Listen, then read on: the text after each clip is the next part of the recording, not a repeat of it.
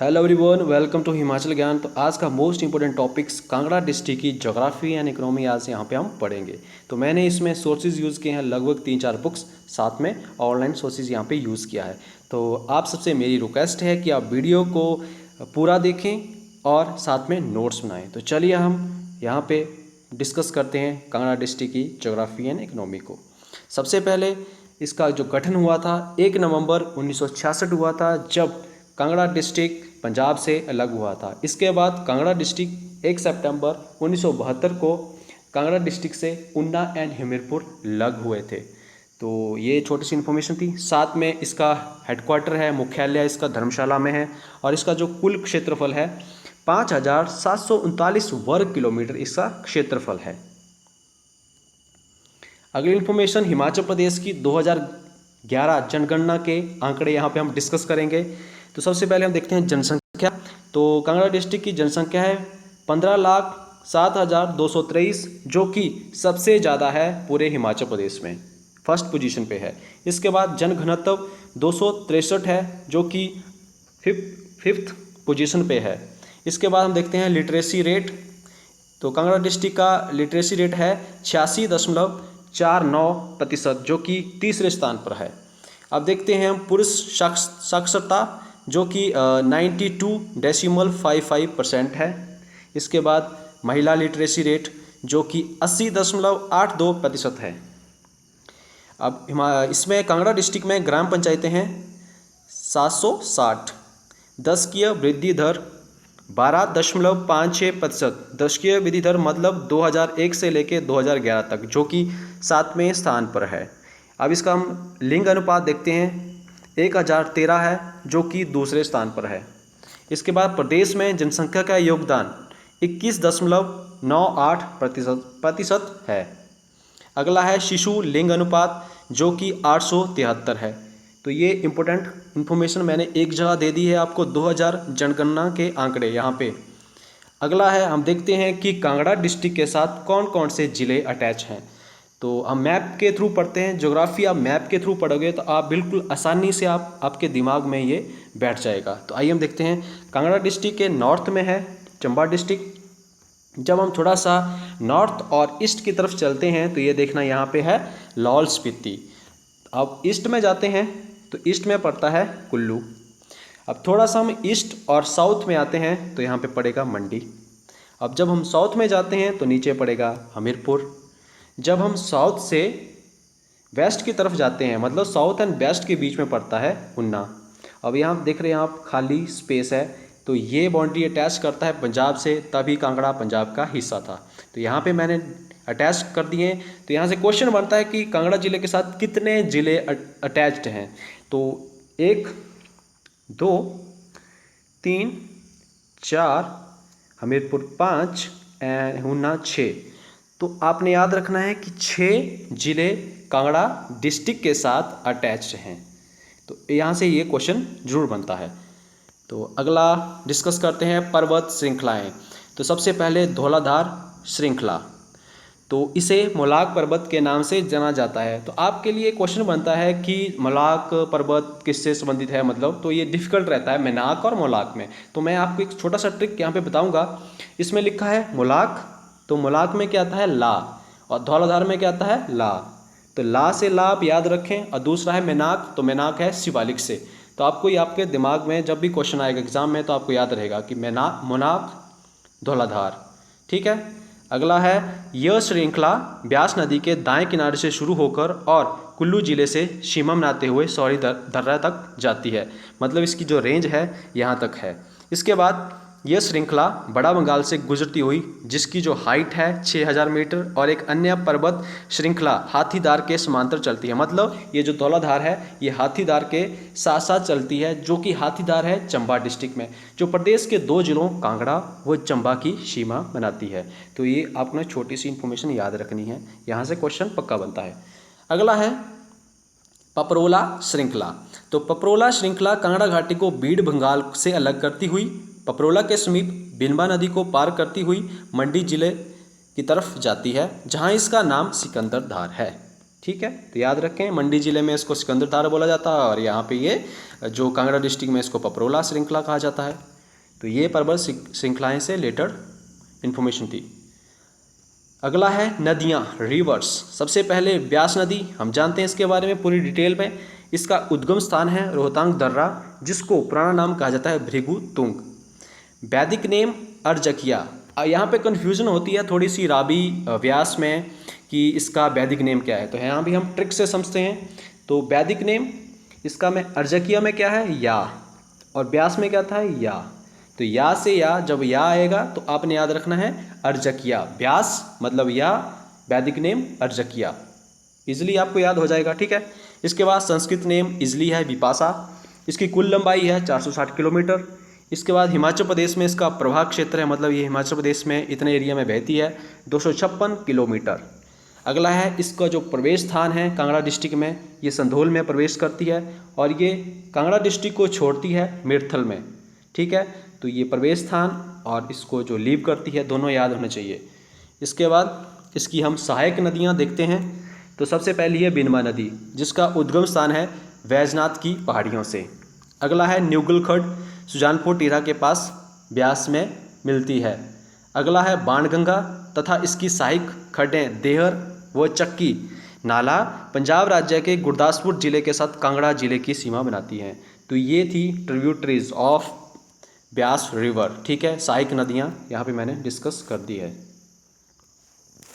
अगला है पर्वत चोटियाँ।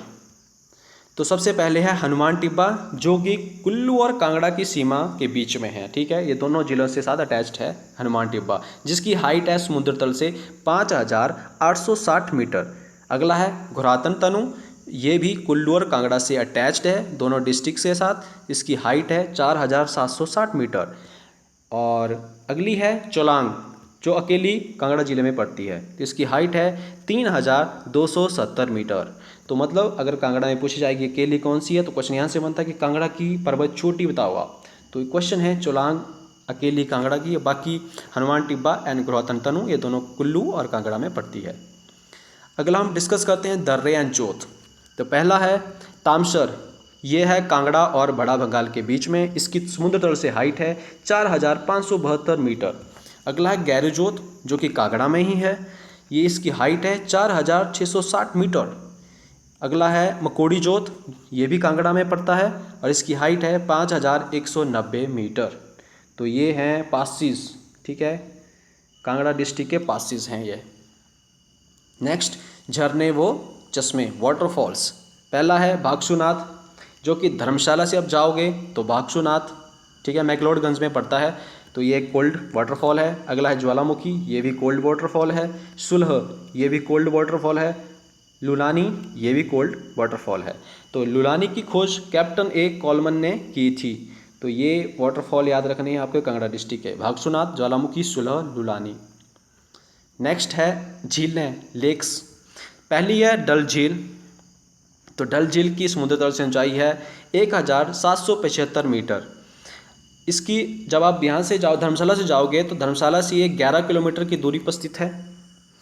और झील के किनारे पर एक प्रसिद्ध भगवान शिव का मंदिर स्थित है, सामने है, जिसे बहुत पवित्र माना जाता है और 200 वर्ष पुराना है। एक पौराणिक कथा के अनुसार दुर्वास नामक ऋषि ने यहाँ भगवान शिव की उपासना की थी। तो ये इन्फॉर्मेशन थी डल झील से रिलेटेड। तो आप यहाँ से पिक्चर में देख सकते हैं कितनी ब्यूटीफुल लग रही है, ठीक है। ये सारे पेड़ों के साथ घिरी हुई है, तो मैंने यहाँ में पिक्चर की फॉर्म में आपको यहाँ पे दर्शाया है। अगली है करेड़ी झील। तो करेड़ी झील की समुद्र तल से ऊंचाई है 2934 मीटर। और करेड़ी झील, जिसे कुबारवा झील के नाम से जाना जाता है। तो आप यहाँ देख सकते हैं एक ब्यूटीफुल लेक्स है, माउंटेन के बीच में है। इसमें आप अगर आपको जाना है तो आपको ट्रैक करना पड़ेगा धर्मशाला से करेड़ी विलेज से होकर। तो आप यहाँ देख सकते हैं कितनी सुंदर है। अगली झील है पोंग झील, ये एक मैन मेड लेक है। तो हम जानते हैं ये झील ब्यास नदी पर बनी हुई है। इसकी लंबाई 42 किलोमीटर है। ये एक मानव निर्मित झील है, मतलब ये एक मैन मेड लेक है। इस झील के पास पोंग बांध भी है, जो 1960 में बना था। यह झील महाराणा प्रताप सागर के नाम से जानी जाती है। इम्पोर्टेंट क्वेश्चन है। और यहाँ पक्षियों की विशेष प्रजाति में प्रसिद्ध लाल गर्दन वाले हंस प्रवास करने आते हैं। तो यहाँ देख सकते हैं ये एक मैनमेड लेक है, इसको कहा जाता है, जो आपको दिख रहा है बाथू की लाड़ी। अगर आपको यहाँ जाना होगा तो आप गर्मियों में जाएं, क्योंकि गर्मियों में ही आपको ये मंदिर दिखेगा, अदरवाइज़ इसमें पानी का लेवल ऊपर रहता है। तो अगला है ग्लेशियर। तो ये कांगड़ा डिस्ट्रिक्ट में ओनली एक ही ग्लेशियर जिसका नाम है बादल ग्लेशियर।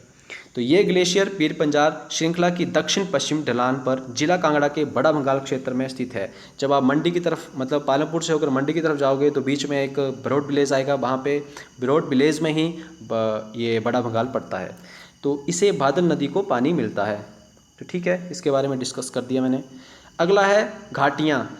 तो कांगड़ा घाटी, जिसको वीरभूमि के नाम से जाना जाता है, ये शाहपुर से लेके पालमपुर तक फैली हुई है।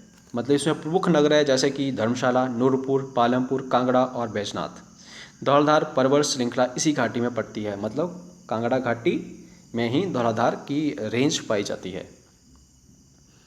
नेक्स्ट है वन्यजीव अभयारण्य वाइल्ड लाइफ सेंचुरीज। तो सबसे पहले है धौलाधार, जो कि फैली हुई है 944 वर्ग किलोमीटर में, और इसको जो स्थापित किया था, वाइल्ड लाइफ सेंचुरी का दर्जा दिया गया था 1994 में, 1994 में इसको दर्जा दिया गया था। अगली है पौंग झील, जिसको कहा जाता है महाराणा प्रताप झील।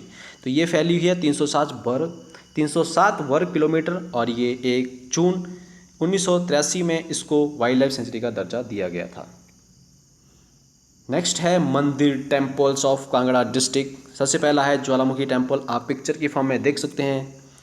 तो ये इसकी शैली गुंबद शैली है, यहाँ देख सकते हैं ये गुंबद की तरह है।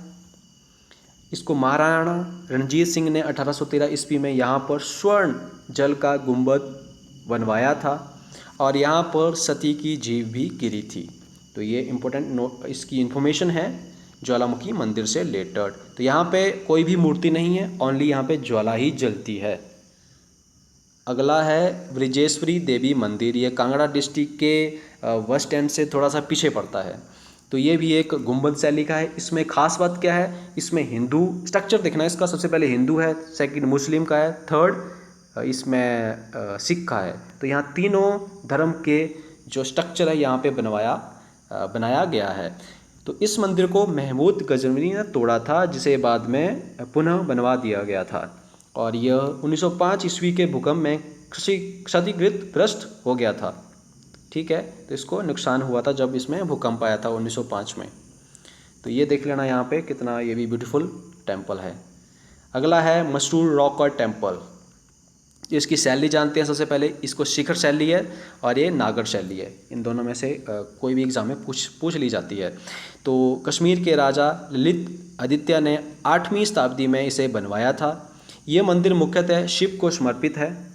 ठाकुर द्वारा यहाँ का मुख्य धार्मिक स्थल है। मतलब आप जब जाओगे मंदिर में तो इसका जो मेन गेट है ना, जहाँ पे आपको जब जाओ इसके बीच में यहाँ दिख रहा ना, ये सामने ये, तो ये ठाकुर द्वारा है, जिसके सामने राम, लक्ष्मण और सीता की पत्थर की मूर्तियाँ हैं, आपको सामने ही दिख जाएगी।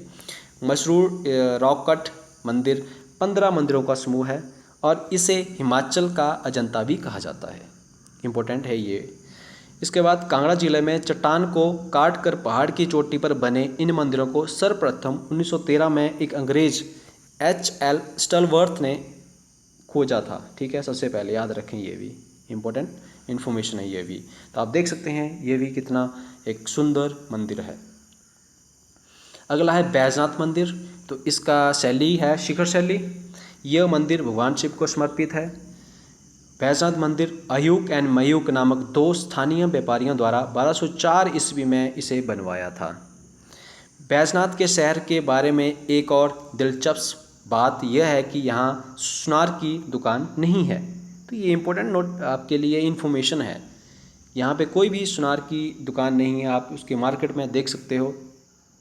अगला है मंदिर के साथ बहने वाली विनवा खड्ड पर बने खीर गंगा घाट में स्नान का विशेष महत्व है। तो आप लिए क्वेश्चन बन सकता है कि जो बैजनाथ मंदिर है उसके साथ कौन सी नदी बहती है या कौन सी खड्ड बहती है, तो विनवा खड्ड। दशहरा का उत्सव जो परंपरागत रूप से रावण का पुतला जलाने के लिए मनाया जाता है, लेकिन यहाँ बैजनाथ में इसे रावण द्वारा की गई भगवान शिव की तपस्या और भक्ति करने के समान के रूप में मनाया जाता है। तो यहाँ से क्वेश्चन बनता है कि रावण का पुतला कहाँ नहीं जलाया जाता है, तो ये बैजनाथ में नहीं जलाया जाता है, वहाँ पे इसको भगवान शिव की तपस्या और भक्ति के लिए स्मरण के रूप में मनाया जाता है। तो यहाँ से क्वेश्चन बनता है। अगला है टेम्पल भागसू नाथ मंदिर। तो ये है मैक्लोडगंज में। तो भागसूनाथ मंदिर भगवान शिव का मंदिर मैक्लोडगंज बाजार से लगभग 2 किलोमीटर की दूरी पर स्थित है। इस मंदिर का निर्माण राजा धर्मचंद ने करवाया था। तो आप देख सकते हैं ये एक मंदिर है, ब्यूटीफुल मंदिर है, ये भी यहाँ पे दिख रहा है सामने पिक्चर की फॉर्म में। अगला मंदिर है चामुंडा देवी मंदिर। तो चामुंडा देवी मंदिर हिमाचल प्रदेश के कांगड़ा जिले में है। ये पालमपुर से लगभग 10 किलोमीटर पश्चिम में बनेर नदी पर स्थित है। तो क्वेश्चन बन सकता है कि चामुंडा मंदिर के साथ कौन सी नदी है? तो बनेर नदी है। आप जानते हैं हम थोड़े से कुछ अन्य मंदिर, जैसे बगलामुखी मंदिर कुणाल पथरी धर्मशाला में है, काटकर महादेव ये पठानकोट रोड पे पड़ता है, ब्रिजराज बिहारी मंदिर एंड लक्ष्मी नारायण मंदिर, ये कुछ अन्य मंदिर थे। मैंने यहाँ पे सारे जो इम्पोर्टेंट टेम्पल्स से मैंने यहाँ पे डिस्कस कर दिए हैं सब। नेक्स्ट, मेले और त्यौहार, फेयर एंड फेस्टिवल। सबसे पहला है ज्वालामुखी मेला, ये अक्टूबर महीने में लगता है। डल मेला अगस्त माह में लगता है। नागनी मेला इम्पोर्टेंट है, ये जिला स्तरीय मेला है। कालेश्वर मेला राज्य स्तरीय मेला है, ये इम्पोर्टेंट है। पंच विषम मेला नवंबर माह में लगता है। एंड दाढ़ी मेला जो कि धर्मशाला में लगता है, अप्रैल मई में इसको मनाया जाता है। अब जानते हैं लोकगीत फोक सॉन्ग। तो हरि सिंह राजिया, नूरपुदिया खतरेड़िए, सूलिया टंगोई गई मेरी जान, घोड़ी कांगड़ा का विवाह गीत, ये इम्पोर्टेंट फोक सॉन्ग है कांगड़ा डिस्ट्रिक्ट के। अगला है लोक नाट्य फोक ड्रामास। तो ये है एक भक्तु इम्पोर्टेंट है। अब जानते हैं जल विद्युत परियोजना। सबसे पहली है बनेर परियोजना जो कि 12 मेगावाट की है। बनेर खड्ड पर इसका निर्माण किया गया है। नेक्स्ट है गज परियोजना, यह है 10.25 मेगावाट की। गज वो लियोन खड्ड पर इसका निर्माण किया गया है। नेक्स्ट है बिनबा परियोजना 6 मेगावाट, बानू खड्ड जो कि ब्यास की सहायक नदी है। पोंग परियोजना ये है इम्पोर्टेंट है, 396 मेगावाट की है। ब्यास नदी पर इसका निर्माण किया गया है। ये भाखड़ा ब्यास मैनेजमेंट बोर्ड द्वारा इसको निर्माण किया गया है। अगली है देहर, ये 990 मेगावाट की है। यह देहर खड्ड पर इसका निर्माण किया गया है और ये भाखड़ा ब्यास मैनेजमेंट बोर्ड द्वारा इसका भी निर्माण किया गया है। तो ये इम्पोर्टेंट्स जल विद्युत परियोजनाएँ थी कांगड़ा डिस्ट्रिक्ट की।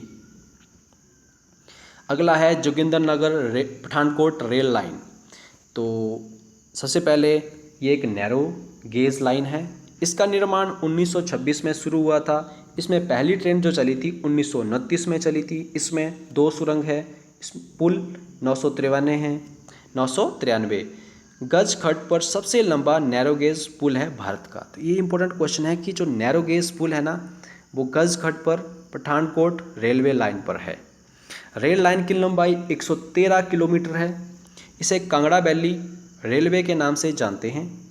और एजू इस रेल लाइन का सबसे ऊंचा रेलवे स्टेशन है। एजू पड़ता है, जब आप पालमपुर से जाओगे मंडी के रास्ते में तो बीच में पड़ता है एजू। तो इसकी जो समुद्र तल से ऊंचाई है 1290 मीटर। तो ये थी इन्फॉर्मेशंस पठानकोट रेल लाइन की। अगला है कांगड़ा शैली। तो कांगड़ा शैली के जन्मदाता गुलेर की कलम है, मतलब ये गुलेर से ही कांगड़ा शैली आई थी, तो इसलिए कांगड़ा शैली को गुलेर शैली भी कहा जाता है। पहाड़ी चित्रकला संसार चंद के शासनकाल में समृद्धि की चरम सीमा तक पहुंची।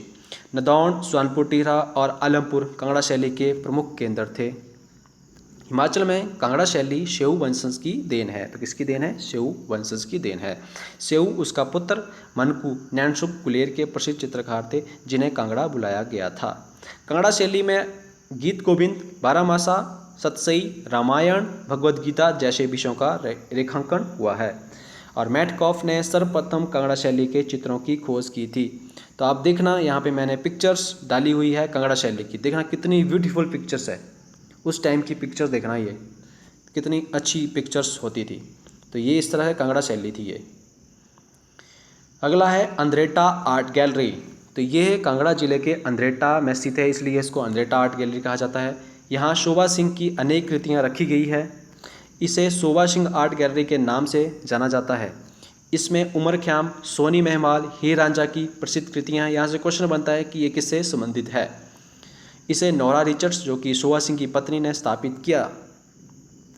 वर्ष 2012 में इस आर्ट गैलरी को संग्रहालय में बदला गया। तो ये इंपॉर्टेंट है कि कब इसको संग्रहालय में बदला गया था, 2012 में।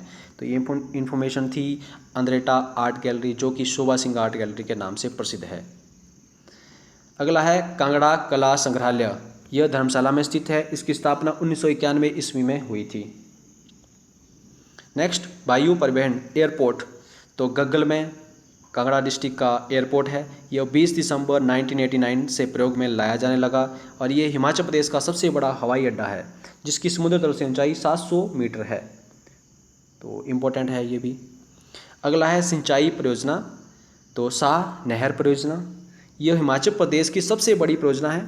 ये कांगड़ा जिले में है और ये परियोजना द्वारा 15,287 हेक्टेयर भूमि सिंचित की जाती है। तो ये इंपॉर्टेंट इन्फॉर्मेशन है, 15,287 हेक्टेयर भूमि सिंचित की जाती है शाह नहर परियोजना के द्वारा। अगला है अर्थव्यवस्था, economy of Kangra district, start होगी यहाँ से। कांगड़ा जिले में चाय के बागानों का रोपण सेवानिवृत्त अंग्रेज अधिकारियों ने वर्ष 1849 में किया था, याद रखना। भीर में चाय प्रोसेसिंग उद्योग है और 1939 ईस्वी में पालमपुर में चाय फार्म स्थापित किया गया। अगला है रेशम उद्योग, तो जिला कांगड़ा का मौसम रेशम उत्पादन के लिए बहुत ही अच्छा है। कांगड़ा में प्रजनित यूनिवोल्टाइन प्रजाति मल्टीवोल्टाइन प्रजाति से अधिक श्रेष्ठ है। तो याद रखना, यहाँ पे जो प्रजाति पाई जाती है यूनिवोल्टाइन, जो कि रिलेटेड है रेशम उद्योग से। तो नगरोटा में रेशम बीज केंद्र स्थापित किया गया और अन्य सिल्क बीज फॉर्म पालमपुर और शाहपुर में भी स्थित हैं। कांगड़ा में रेशम कातने का संयंत्र बोध नूरपुर में स्थित है, इंपॉर्टेंट है ये भी। नेक्स्ट वन, मधुमक्खी पालन, तो नगरोटा में 1936 ईस्वी में मधुमक्खी पालन फार्म स्थापित किया गया। नगरोटा में है ये बी फार्म। पशुपालन सब जानते हैं, पहले भेड़ों की नस्ल, इंपॉर्टेंट क्वेश्चन है यहाँ से। तो Rambouillet and Spanish Merino एक भेड़ों की नस्लें हैं। मुर्गी की नस्ल white Leghorn, Rhode Island Red and Plymouth Rock, ये एक मुर्गियों की नस्लें हैं। 1973 ईस्वी में दुग्ध योजना शुरू की गई। 3 दुग्ध शीतल केंद्र हैं, दरकोटा, कोटला तथा जलाड़ी, और सबसे बड़ा दूध शीतल केंद्र है डगवार में स्थित है। तो ये थे पशुपालन से रिलेटेड इन्फॉर्मेशन। अगला है मछली पालन। वर्ष 1962-63 में पंजाब सरकार ने कांगड़ा में एक मछली फार्म स्थापित किया, जिसका आधुनिकीकरण हिमाचल प्रदेश सरकार द्वारा 1980 में किया गया। तो इस फार्म में पश्चिम बंगाल से आयातित मिरर कार्प और स्पान प्रजातियों का उत्पादन होता है। मिरर कार्प एंड स्पान प्रजातियां इसमें पाई जाती है। अगला है उद्योग। सबसे पहले चाय उद्योग। सन 1849 उत्तर पश्चिम प्रांत के बोटेनिकल गार्डन के अधीक्षक डॉक्टर जेमसन ने चाय की खेती यहाँ आरंभ की। तो सबसे पहले पूछ सकते हैं कि कांगड़ा डिस्ट्रिक्ट में चाय की खेती किसने शुरू की, तो डॉक्टर जेमसन ने की थी 1849 ईस्वी में। धूप उद्योग जो कि ज्वालामुखी और कांगड़ा में है।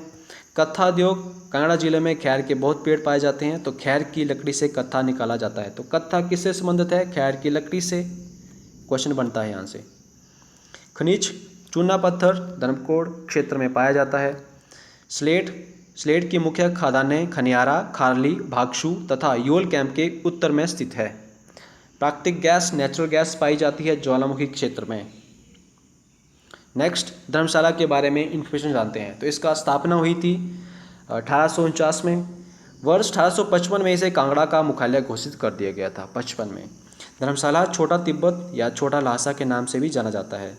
धर्मशाला में 1863 ईस्वी में सेंट जॉन्स चर्च के पास लॉर्ड एल्गिन को दफनाया गया था। वॉर मेमोरियल धर्मशाला में स्थित है। तिब्बत की निर्वासित सरकार का मुख्यालय भी धर्मशाला में स्थित है। अगली इन्फॉर्मेशन, हिमाचल प्रदेश स्कूल शिक्षा बोर्ड धर्मशाला में है और सबसे सर्वाधिक वर्षा वाला स्थान भी धर्मशाला है, जिसमें 3400 मिलीमीटर तक वर्षा होती है। सबसे छोटा प्रशासनिक मंडल धर्मशाला है। चिन्मय तपोवन, संदीपनी तपोवन धर्मशाला में है और क्षेत्रीय मौन मधुमक्खी अनुसंधान केंद्र भी धर्मशाला में स्थित है। तो ये इन्फॉर्मेशन दी धर्मशाला से रिलेटेड। अगला है मैक्लोडगंज के बारे में हम जानते हैं। तो भारत सरकार ने 1959 में भारत आने पर तिब्बती बौद्ध गुरु दलाई लामा और उनके हजारों बौद्ध शरणार्थियों के रहने के लिए यह जगह तय की। धर्मशाला निर्वासन में तिब्बती सरकार का मुख्यालय बन गया और मैक्लोडगंज विश्व प्रसिद्ध बौद्ध केंद्र। यहाँ पर निर्मित बौद्ध गोम्पा में 1500 वर्ष पुरानी गुरु पद्म संभव की मूर्ति तथा आदमकद अवलोकितेश्वर की धातु निर्मित मूर्ति है यहाँ पे। ठीक है, तो अगला है तिब्बत से लाई गई ऐतिहासिक धार्मिक निशानियाँ यहाँ सुरक्षित रखी गई है। यहाँ एक मंदिर में भगवान बुद्ध के उपदेशों की संस्कृत में लिखी 225 खंडों में विभाजित पुस्तकें सहज कर कढ़ाईदार सिल्की कपड़े में रखी गई है, जिन्हें तिब्बती भाषा में यंगूर कहा जाता है।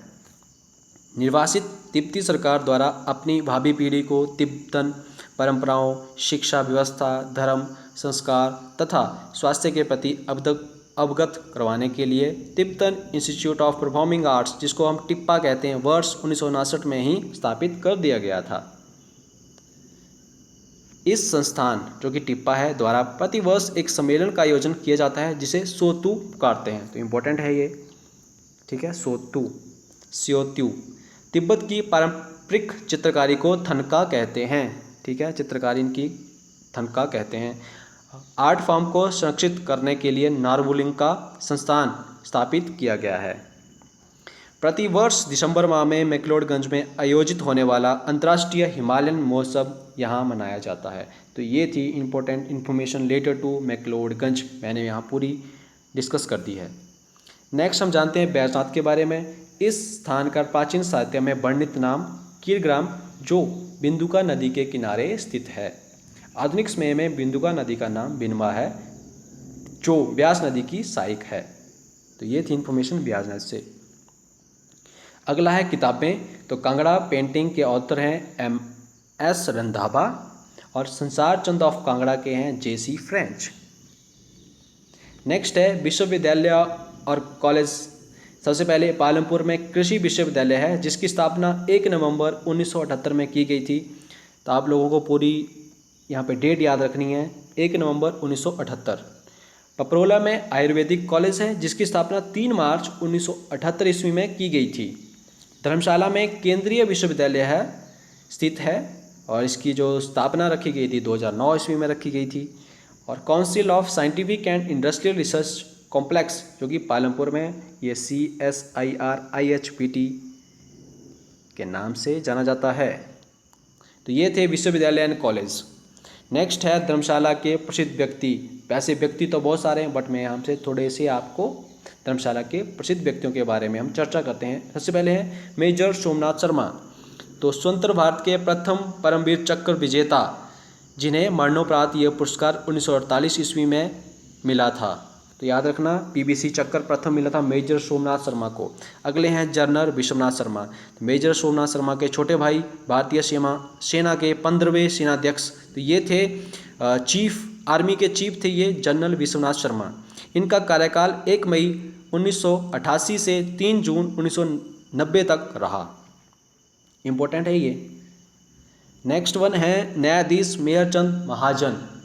तो सर्वोच्च न्यायालय के तीसरे मुख्य न्यायाधीश, ठीक है, ये चीफ जस्टिस थे सुप्रीम कोर्ट के। इनका कार्यकाल 4 जनवरी 1954 से लेके 22 दिसंबर 1954 तक रहा। ब्रिगेडियर शेरजंग थापा, महावीर चक्र प्राप्त करने वाला प्रथम सैनिक, जिन्हें वर्ष 1948 में महावीर चक्र दिया गया था। ये भी इम्पोर्टेंट है। अगले हैं दुर्गामल। ये थे स्वतंत्रता सेनानी, फ्रीडम फाइटर थे, जिन्हें सन 1930 में दिल्ली में फांसी दी गई थी। नेक्स्ट वन है दल बहादुर। ये भी फ्रीडम फाइटर थे, जिन्हें सन 1945 में फांसी दी गई थी। अगले हैं ओम प्रकाश टाक। ये एक कांगड़ा लघु चित्रकारी का सुप्रसिद्ध चितेरा है। नेक्स्ट वन है बख्शी टेकचंद। तो ये संविधान सभा का सदस्य एंड पंजाब उच्च न्यायालय का न्यायाधीश ये रहे थे। मास्टर मित्र सेन, ये एक समाज सुधारक, कवि तथा नाटककार थे। नेक्स्ट इज चंद्रेश कुमारी। यह पूर्व केंद्रीय मंत्री, राज्य व लोकसभा सदस्य, अखिल भारतीय महिला कांग्रेस की अध्यक्षा और आखिरी लोकसभा चुनाव इन्होंने राजस्थान से लड़ा था। The last one is NN Naoroji. ये शहर का इकलौता पारसी, जिसने मैक्लोडगंज को अपना घर बनाया था। तो गाइस ये थी पूरी detail information geography and economy of Kangra district की। तो मैंने यहाँ पे पूरा आपको डिटेल में समझा दिया है। आई होप आपको वीडियो आपको ज़रूर पसंद आएगी, तो वीडियो को लाइक एंड ज़्यादा शेयर करें। तो मिलते हैं नेक्स्ट में, तब तक के लिए बाय बाय, टेक केयर।